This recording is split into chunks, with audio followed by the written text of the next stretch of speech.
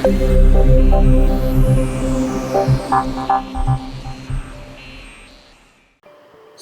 सा टॉपिक है आज। पहले हम नेम स्पेस, बहुत सिंपल है। मतलब हम करेंगे क्या नेम स्पेस के अंदर कि हमने अब तक जो क्लासेस फंक्शंस बनाए उनको एक ग्रुप में डाल। ग्रुप में डालने का बेसिकली पर्पस यही है हमारा कि ऐसा पॉसिबल है कि जैसे हम कहते हैं कि दो पर्सन्स के नेम सेम हो सकते हैं। अगर दो पर्सन्स के नेम सेम है तो आई विल से कि उनके डिफरेंट क्या होंगे, एड्रेसेस होंगे शायद। तो कुछ एडिशनल प्रॉपर्टीज होंगी जिनके थ्रू हम उनको एक्चुअली डिफरेंशिएट कर पाए। अब अगर हम प्रोग्रामिंग की बात करते हैं कि सपोज करो मैं एक प्रोजेक्ट बना रहा हूँ और वो मेरा प्रोजेक्ट दो लोग बना रहे हैं, दो प्रोग्रामर्स हैं जो इस प्रोजेक्ट पे काम कर रहे हैं। दोनों अपनी अपनी क्लासेस डिफाइन कर रहे हैं। उनकी बनाई हुई क्लासेस को मैं अपने मेन प्रोग्राम में क्या यूज करूँ। अब प्रॉब्लम ये होगी ना कि दो अलग अलग प्रोग्रामर्स अपनी प्रोग्रामिंग टास्क परफॉर्म कर रहे हैं, तो ऐसा पॉसिबल है कि दोनों प्रोग्रामर्स में अपने वेरिएबल्स का अपनी क्लास का नाम क्या रख दिया, सेम रख दिया। तो पॉसिबिलिटी है कि दोनों प्रोग्रामर्स ने अपनी क्लास का नाम सेम रखा है। तो जब मैं दोनों के प्रोग्राम्स को अपनी मेन प्रोग्राम में इंक्लूड करूंगा तो एग्जैक्टली मैं कौन सी क्लास यूज करना चाहता हूं वो डिफाइन नहीं कर पाऊंगा। तो इस केस में C++ ने क्या डिफाइन किया कि आप क्या बनाओ, नेम स्पेस बनाओ।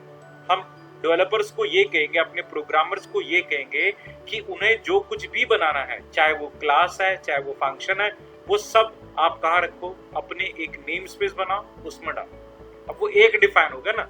जैसे अब दोनों प्रोग्रामर्स अगर आपस में कम्युनिकेट करें कि भी कौन सी नाम से क्लास बनानी है, तो हर बार ही डिस्कस करेंगे कि मैंने इस नाम से क्लास बनाई है तो आप कुछ और बनाना। हमने पहले डिसाइन कर दिया ए प्रोग्रामर अपना जो भी काम करेगा in a name space called A में करेगा, B programmer name space called B में करेगा। अब वो चाहे फंक्शन बनाता हो चाहे क्लास बनाता हो। ये सिचुएशन प्रॉब्लम दोनों केसेस में है कि अगर वो क्लासेस बना रहे हैं तो मुझे पॉसिबिलिटी है कि दो क्लास का नाम शायद हो जाए एक, और अगर वो क्लासेस नहीं सिंपल फंक्शंस बना रहे हैं तो मैं उन सारे फंक्शंस को जब अपने प्रोग्राम में इंक्लूड करूं तो हो सकता है फंक्शंस का नाम भी क्या हो, सेम आ सकता है। तो अब अगर हम ये कह रहे हैं कि दोनों प्रोग्रामर्स क्या बनाएंगे, नेम स्पेस बनाएंगे, एक ग्रुप जिसमें वो अपना सारा कोड राइट करेंगे, चाहे वो क्लास है चाहे वेरिएबल है या फिर क्या है फंक्शन है। They all are writing these thing in a name space. दो अलग अलग क्या होंगे, नेम स्पेस होंगे, मतलब दो अलग अलग एक तरह से क्या होगी, लाइब्रेरीज होगी। उन लाइब्रेरीज को जब मैं अपने प्रोग्राम में इंक्लूड करूंगा तो मुझे ऑप्शन होगा कि मुझे कौन सा फंक्शन यूज करना है, कौन सी क्लास का यूज करना है। मुझे ए वाली क्लास, सपोज दोनों ने डेटा नाम से क्लास बना रखी है, तो मेरे पास अब प्रोविजन है कि मुझे ए नेम स्पेस का डेटा यूज करना है या बी नेम स्पेस का डेटा यूज करना है। सो अगर मल्टीपल क्लासेस सेम नाम से हैं भी तो मुझे तो अब क्या डिफाइन करना होगा, नेम स्पेस साथ में मेंशन करना होगा। तो नेम स्पेस क्या डिफाइन कर रहा है, स्कोप डिफाइन कर रहा है एक तरह से कि ए के प्रोग्रामर की जितना भी टास्क है, जितना भी कोड उसने किया, that exist in what, name space A and other name space B के अंदर। ब्रेक हो रही है बहुत। हाँ जी सर आपकी आवाज ब्रेक हो रही है का? एक minute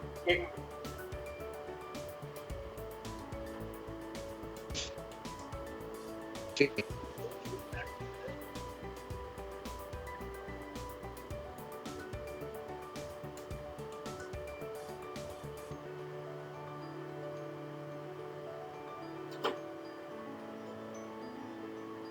hello hello yes sir अब आ रही है। सो नेम स्पेस से बेसिकली हम क्या डिफाइन कर रहे हैं, स्कोप डिफाइन कर रहे हैं कि अपने वेरिएबल, अपने कोड का नेम स्पेस। अब इसमें कुछ हमें एक्स्ट्रा या बहुत बड़ा काम नहीं करना। हमने जो अपनी क्लासेस, अपने वेरिएबल्स, फंक्शंस बना रहे हैं उनको सिर्फ एक स्कोप के अंदर क्या करना है, इंक्लूड करना है। तो मुझे पहले कीवर्ड राइट करना है नेम स्पेस, अपने नेम स्पेस का नाम जो भी मैं रखना चाहता हूँ, ब्रैकेट स्टार्ट, ब्लॉक स्टार्ट कर दिया। अब जो कुछ मुझे बनाना है मैं इस नेम स्पेस के अंदर क्या है, डिफाइन करूँ। तो जो ए प्रोग्रामर को बनाना है वो अपने इस नेम स्पेस के अंदर डिफाइन करेगा। नेम स्पेस एक होगा तो मुझे पता है कि भी हमने पहले ही डिसाइड कर लिया कि प्रोग्रामर 1 ए नाम से नेम स्पेस बना रहा है और प्रोग्रामर 2 बी नाम से नेम स्पेस बना रहा है। तो मैं पहले ही पता लग गया कि एग्जैक्टली किस नाम से नेम स्पेस बनने जा रहा है। और नेम स्पेस के अंदर कुछ भी कोड पड़ा हुआ है उसे यूज करने के दो तरीके। आपने सारा कोड नेम स्पेस के अंदर डाल दिया और अब मुझे उस कोड का यूज करना है।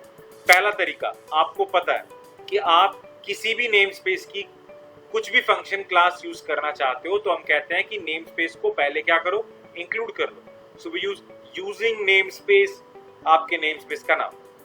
आपने नेम स्पेस एक बारी इंक्लूड कर लिया, इसका मतलब आप उसके अंदर का कोड डायरेक्टली यूज कर सकते हो, डायरेक्टली।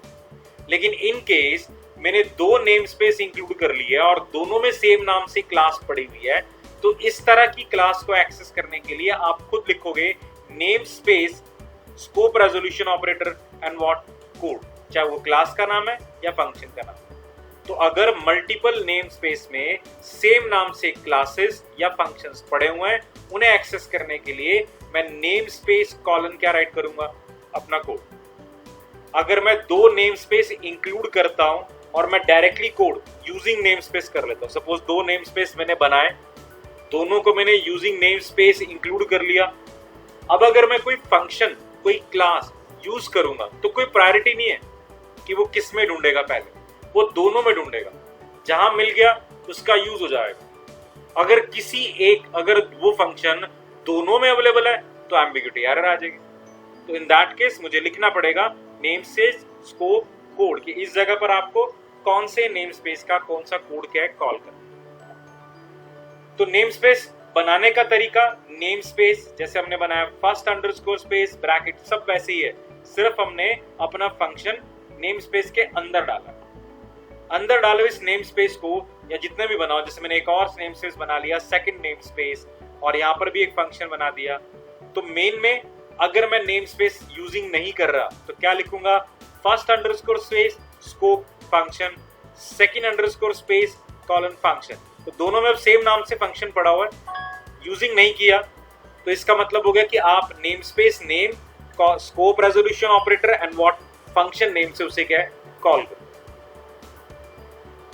और अगर आप यूजिंग नेम स्पेस करना चाहो वो कर सकते हो, बट क्योंकि दोनों में सेम नाम से फंक्शन है तो आपको कॉल करते हुए फिर भी देना पड़ेगा। अब वो अलग बात है, अगर मैं एक ही नेम स्पेस इंक्लूड कर रहा हूं कॉल्ड फर्स्ट स्पेस, उसका फंक्शन मैं डायरेक्टली क्या कॉल कर सकता हूं। अगर मैं दूसरा भी नेम स्पेस इंक्लूड कर लेता तो प्रॉब्लम थी कि वहां पर दोनों जगह पर पड़ा हो।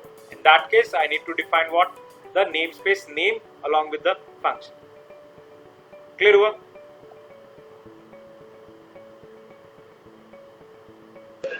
सर ये using name space first space पुराने वाला यूज किया है आपने? हाँ भाई, पुराने वाला नेम स्पेस, ये फर्स्ट नेम स्पेस, इसको यूज करने के अपने प्रोग्राम में दो तरीके, या तो नेम स्पेस बना दिया आपने, उसके बाद name space colon scope resolution operator और फंक्शन कॉल करो, या फिर आपने जो नेम स्पेस बना लिया था उसको डायरेक्टली क्या करो, यूजिंग नेम स्पेस, और डायरेक्टली फंक्शन को क्या करो, कॉल करो। Okay sir. Now name space का एडवांटेज देखो क्या है। Hello, yes sir. अच्छा मेरे को लगा कुछ पूछ रहे। नाउ नेम स्पेस का एडवांटेज देखो क्या है, डिसकंटीन्यूअस नेम स्पेस, मतलब मुझे सारा नेम स्पेस एक जगह पर बनाना जरूरी नहीं है। मतलब मैंने अभी एक नेम स्पेस बनाया, उसमें एक फंक्शन डाल दिया, थोड़ी देर बाद मैं उसी नेम स्पेस को दोबारा लिखता हूं और एक फंक्शन उसमें डाल देता हूं। तो सारा नेम स्पेस एक साथ बनाना जरूरी नहीं है। जब भी आप कीवर्ड राइट करोगे ना, नेम स्पेस, ये वाला नेम स्पेस फर्स्ट स्पेस, तो वो अपने आप चेक करेगा कि क्या फर्स्ट स्पेस नाम से कोई नेम स्पेस पहले से बना हुआ है। अगर तो बना हुआ है तो ये नया फंक्शन उसी में क्या करो, ऐड कर दो, और अगर नहीं बना हुआ तो नया नेम स्पेस क्या है, क्रिएट कर दो। तो मतलब ये जरूरी नहीं है कि अगर मुझे सारा कोड नेम स्पेस में रखना है, कुछ शायद नेम स्पेस में नहीं भी रखना, तो सारा इकट्ठा लिखना पड़ेगा। आप जहां लगे कि ये कोड नेम स्पेस में डालना है तो इसे नेम स्पेस में इंक्लूड कर दो। थोड़ी देर बाद फिर आपको लगे कि ये कोड भी नेम स्पेस में डालना है, इसे भी नेम स्पेस में इंक्लूड कर लो। तो कंपाइलर जब आप कंपाइल करेगा तो सारे नेम स्पेसेस को एक साथ क्या करेगा, अपेंड कर देगा। तो जरूरी नहीं है कि सारे नेम स्पेस एक साथ होने चाहिए, मतलब एक नेम स्पेस का सारा कंटेंट एक साथ होना चाहिए। एक नेम स्पेस का कंटेंट अलग अलग लोकेशंस पर भी हो सकता है। जब प्रोग्राम कंपाइल होगा तो उन्हीं सभी नेम स्पेसेस को कंबाइन करके क्या लेगा, आउटपुट लेगा। कंपाइलर उस समय अपने आप चेक कर लेगा कि अगर नेम स्पेस जो आप बना रहे हो एग्जिस्ट करता है तो ये वाला एलिमेंट पुराने वाले नेम स्पेस में ही ऐड करना है, और अगर एग्जिस्ट नहीं करता तो नया नेम स्पेस क्या है, क्रिएट करना है। ना अब ये सिंपल प्रोग्रामिंग है, जैसे हम कहते हैं इफ के अंदर इफ, फॉर के अंदर फॉर, तो नेम स्पेस के अंदर भी क्या बना सकते हो, फर्दर नेम स्पेस बना सकते हैं। ग्रुप करने के लिए भाई आपने नेम स्पेस बना रहे हो, बहुत कुछ उसमें आपने डालना है, तो आपने कहा उसकी भी क्या करते हैं, कैटेगरी बना लेते हैं। सो आप एक नेम स्पेस बना रहे हो कॉल्ड नेम स्पेस 1, अंदर एक और नेम स्पेस बना दिया कॉल्ड नेम स्पेस 2। तो जितने मर्जी नेम स्पेस बनाओ, नेस्टेड अंदर से अंदर जा रहे हो, सिर्फ ध्यान क्या रखना है, बार बार स्कोप रेजोल्यूशन ऑपरेटर लगाना है। तो देखो यहाँ पर क्या लगा, यूजिंग नेम स्पेस, अगर ये वाला 2 वाला यूज करना था तो यूजिंग नेम स्पेस कौन सा, name space 1 scope name space what 2। तो नेम स्पेस 1 को तो हम डायरेक्टली यूज कर सकते हैं, 2 के लिए अलग से करना पड़ेगा। ध्यान सिर्फ इतना रखना है यहाँ पर, अगर मैं नेम स्पेस अंडरस्कोर नेम 1 को इंक्लूड करता हूं तो दैट डजंट मीन कि नेम स्पेस 2 भी क्या है, इंक्लूड हो गया। ठीक है ना, नेम स्पेस अंडरस्कोर नेम 1 का मतलब इसके अंदर की कोड डेक्लेरेशंस आप यूज कर सकते हो, नेस्टेड वाला यूज नहीं होगा। नेस्टेड के लिए आपको अलग से क्या करना पड़ेगा, यूजिंग करना पड़ेगा। तो जो नेम स्पेस रिक्वायर्ड है आप उसे यूजिंग से क्या करोगे, इंक्लूड करोगे। एक्सटर्नल नेम स्पेस को इंक्लूड करने से इंटरनल नेम स्पेसेस अपने आप इंक्लूड नहीं होंगे, इंटरनल अलग से ही करने पड़ेंगे आप। छोटा सा कंसेप्ट है स्टैटिक। स्टैटिक कीवर्ड का बेसिकली मतलब क्या है, हम अपनी क्लास में जब एक ऑब्जेक्ट क्रिएट करते हैं, कोई भी ऑब्जेक्ट क्रिएट करते हैं क्लास के अंदर, हमने क्लास में एक ऑब्जेक्ट बनाया और क्लास के अंदर इंस्टेंस वेरिएबल है, तो हम ये कहते हैं कि इंस्टेंस वेरिएबल की कॉपी हर इंस्टेंस को दी जाएगी। मतलब जितने भी ऑब्जेक्ट्स बनेंगे उस पर्टिकुलर क्लास के हर इंस्टेंस को, हर ऑब्जेक्ट को अपने वेरिएबल की एक अलग से क्या मिलेगी, कॉपी मिलेगी। लेकिन अगर मैं क्लास के अंदर कोई भी एक वेरिएबल स्टैटिक डिफाइन कर देता हूं, स्टैटिक है, स्टैटिक का मतलब ग्लोबल वेरिएबल हो, इसका मतलब क्या हो गया कि थ्रू आउट द क्लास, जैसे नॉर्मली हम पढ़ते हैं ग्लोबल वेरिएबल का मतलब होता है थ्रू आउट द प्रोग्राम, कि पूरे प्रोग्राम में आप उसका यूज कहीं भी कर सकते हो। कि भी मेन से पहले कोई वेरिएबल बनाया तो वो ग्लोबल है, उसका आप यूज मेन में करो, किसी फंक्शन में करो, कहीं पर भी कर सकते हो। लेकिन अगर मैं क्लास के अंदर एक स्टैटिक वेरिएबल बनाता हूं तो वो भी ग्लोबल वेरिएबल है, बट ग्लोबल टू क्या है, क्लास है। मतलब उस क्लास के जितने भी ऑब्जेक्ट्स बनेंगे, स्टैटिक वेरिएबल उन सभी ऑब्जेक्ट्स के लिए सिर्फ एक बार ही बनेगा, बार बार नहीं बनेगा। ठीक है ना, तो स्टैटिक वेरिएबल पूरी क्लास के लिए, पूरी क्लास के जितने भी ऑब्जेक्ट्स बनेंगे उन सब के लिए कितनी बारी बनेगा, सिर्फ एक ही बारी बनेगा।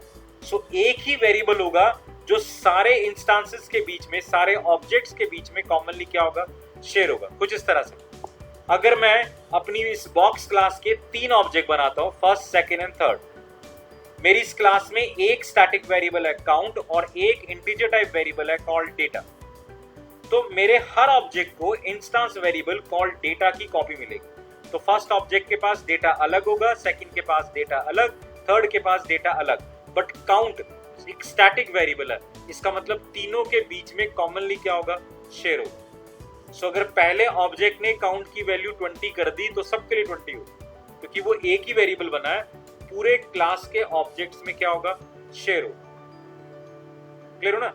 Static variable by default initialize to 0 होते हैं, और स्टैटिक वेरिएबल्स मेमोरी में कब आते हैं, नॉर्मली इंस्टेंस वेरिएबल मेमोरी में कब आते हैं, जब उनका ऑब्जेक्ट बनता है, हर बार ही आते हैं। स्टैटिक वेरिएबल मेमोरी में कब आएगा, जब आप उस क्लास को इनिशियलाइज करो, और एल्स क्लास का पहला ऑब्जेक्ट क्या है, क्रिएट करो। तो पहला ऑब्जेक्ट जब आपने बनाया वो मेमोरी पर आ गया। और एल्स नॉर्मली हम स्टैटिक वेरिएबल जब बनाते हैं तो क्लास के बाहर उन स्टैटिक वेरिएबल को क्या करते हैं, इनिशियलाइज करते हैं, ताकि जैसे ही इनिशियलाइज हुआ क्लास का वो स्टैटिक वेरिएबल मेमोरी पर आ गया। अभी तक आपने कोई भी ऑब्जेक्ट क्रिएट नहीं किया, बट ये स्टैटिक वेरिएबल अपने आप कहां पर आ गया, मेमोरी पर आ गया, क्योंकि इस स्टैटिक वेरिएबल की हमने डिक्लेरेशन, इनिशियलाइजेशन क्लास के बाहर, स्टैटिक int काउंट को क्लास के बाहर हमने डिफाइन किया, यूजिंग स्कोप रेजोल्यूशन ऑपरेटर कि int क्लास का नाम box scope resolution operator variable count equals to what 0। Scope resolution operator इस वजह से इंट्रोड्यूस यहां पर और होता है कि नॉर्मली क्लास के जो इंस्टेंस वेरिएबल होते हैं कॉल्ड डेटा, हम कहते हैं कि इस डेटा वेरिएबल का यूज करना है तो क्लास का क्या बनाओ, ऑब्जेक्ट बनाओ, क्योंकि डेटा ऑब्जेक्ट से रिलेटेड होता है। कि आपको कौन सा डेटा चाहिए ऑब्जेक्ट के थ्रू बताओगे, फर्स्ट ऑब्जेक्ट का डेटा, सेकंड ऑब्जेक्ट का डेटा या फिर थर्ड ऑब्जेक्ट का डेटा। बट स्टैटिक वेरिएबल एक होता है, इसलिए इसे यूज करने के लिए आपको किसी ऑब्जेक्ट की जरूरत नहीं है। स्टैटिक वेरिएबल को अपने प्रोग्राम में यूज करने के लिए आप डायरेक्टली क्या यूज करोगे, स्कोप रेजोल्यूशन ऑपरेटर यूज करोगे।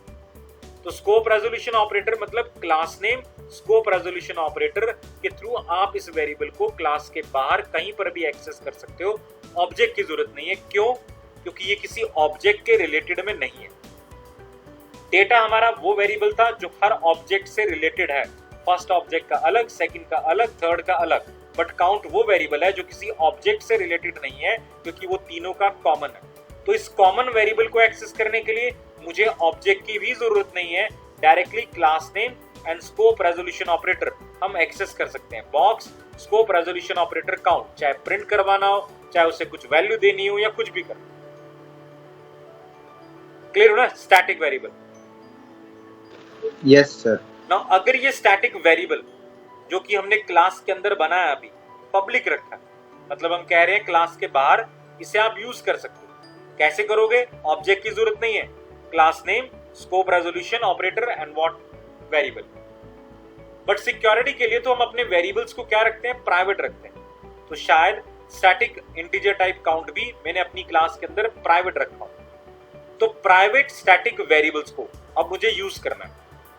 नॉर्मली वेरिएबल का यूज करना हो तो हम कहते हैं क्लास के अंदर क्या बनाए जाएंगे, कुछ फंक्शंस बनाए जाएंगे। इंटीजर टाइप डेटा को रीड और राइट करने के लिए मैं क्लास के अंदर क्या बनाऊंगा, फंक्शन बनाऊंगा कि आप डेटा का यूज उन फंक्शंस के थ्रू करो।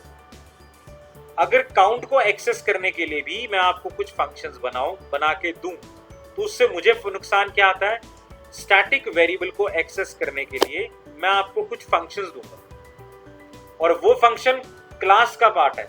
इसका मतलब वो ऑब्जेक्ट के थ्रू ही क्या हो गए, कॉल हो। यानी स्टैटिक वेरिएबल को एक्सेस करने के लिए भी अब मुझे क्या चाहिए, एक ऑब्जेक्ट चाहिए, क्योंकि स्टैटिक वेरिएबल आपने प्राइवेट डिफाइन कर दिया। प्राइवेट स्टैटिक वेरिएबल को यूज करने के लिए आपने कुछ फंक्शन बनाए, लेकिन फंक्शन ऑब्जेक्ट के थ्रू कॉल होता। तो मतलब अपने स्टैटिक वेरिएबल का यूज करने के लिए मुझे कोई ऑब्जेक्ट चाहिए। तभी हमने क्या बनाया, स्टैटिक मेंबर फंक्शन बना दिया। मतलब हमने अपनी क्लास के अंदर कुछ फंक्शंस बनाए, उनको क्या रख दिया, स्टैटिक रख दिया। अब सेम प्रॉपर्टी, आपने एक फंक्शन को क्लास के अंदर स्टैटिक बनाया, तो इसका मतलब वो भी किसी ऑब्जेक्ट से रिलेटेड नहीं है, यानी उसे भी यूज हम डायरेक्टली स्कोप रेजोल्यूशन ऑपरेटर से क्या है, एक्सेस कर पाएंगे। स्टैटिक फंक्शन आपकी क्लास के अंदर के सिर्फ स्टैटिक वेरिएबल्स का यूज कर पाएगा। मतलब अगर एक सिंपल फंक्शन होता कॉल डिस्प्ले, मैं एक फंक्शन बनाता हूं वॉल डिस्प्ले, ये मैं कहता हूं कि मेरी क्लास के ए बी सी सारे वेरिएबल्स का यूज कर सकता है, इररिस्पेक्टिव ए और बी हमारे पास नॉर्मल वेरिएबल था, ए और बी, और सी मेरा स्टैटिक वेरिएबल था, स्टैटिक int व्हाट सी, वो तब भी यूज कर सकता है। लेकिन अगर मैं इस फंक्शन को क्या डिफाइन कर देता हूं, स्टैटिक डिफाइन कर देता हूं, तो अब ये फंक्शन सिर्फ किसे यूज कर पाएगा, स्टैटिक वेरिएबल का यूज कर पाएगा। ठीक है ना, क्योंकि normal variables A B C अगर मैं यूज करता हूं तो वो तो किसी ऑब्जेक्ट से रिलेटेड होते हैं, ए और बी। और स्टैटिक वेरिएबल फंक्शन हमारा वो फंक्शन है जो बिना ऑब्जेक्ट के क्या होगा, कॉल होगा। हम लिखेंगे क्लास का name scope and what function name. हम तो यही कहते हैं कि जब क्लास के अंदर इंस्टेंस वेरिएबल ए और बी का यूज होगा तो ये ए और बी किसके होते हैं, क्लास के होते हैं। लेकिन अब कॉलर ऑब्जेक्ट के होते हैं जिसने उसे कॉल किए, लेकिन यहां पर कॉल करने वाला कौन है, ऑब्जेक्ट ही नहीं है। इस डिस्प्ले फंक्शन को कॉल किसने किया है, क्लास ने किया है। इन दैट केस ये ए और बी किसके होंगे, किसी के भी नहीं हो सकते। क्लास के वेरिएबल कौन से होते हैं, सिर्फ स्टैटिक होते हैं, इसलिए यहां पर क्या डिफाइन हुआ, सिर्फ स्टैटिक का यूज करता हूं। सो आपने क्लास के अंदर स्टैटिक फंक्शन क्यों बनाया? अपने प्राइवेट स्टैटिक वेरिएबल का यूज करने के लिए बनाया, ठीक है ना। स्टैटिक फंक्शन हमने प्राइवेट स्टैटिक वेरिएबल का यूज करने के लिए बनाया। अब क्योंकि ये फंक्शन स्टैटिक है तो ये मेरी क्लास के सिर्फ और सिर्फ स्टैटिक वेरिएबल और स्टैटिक फीचर्स का ही एक्सेस कर सकता है। सो लास्ट प्रोग्राम में हमने जो काउंट वेरिएबल बनाया, अगर वो प्राइवेट होता तो उस प्राइवेट स्टैटिक वेरिएबल को यूज करने के लिए मैं अपनी क्लास के अंदर एक पब्लिक स्टैटिक शायद क्या बनाता, फंक्शन बनाता, लाइक गेट काउंट और सेट काउंट, वैल्यू डालने के लिए और वैल्यू क्या है रिट्रीव करने के लिए।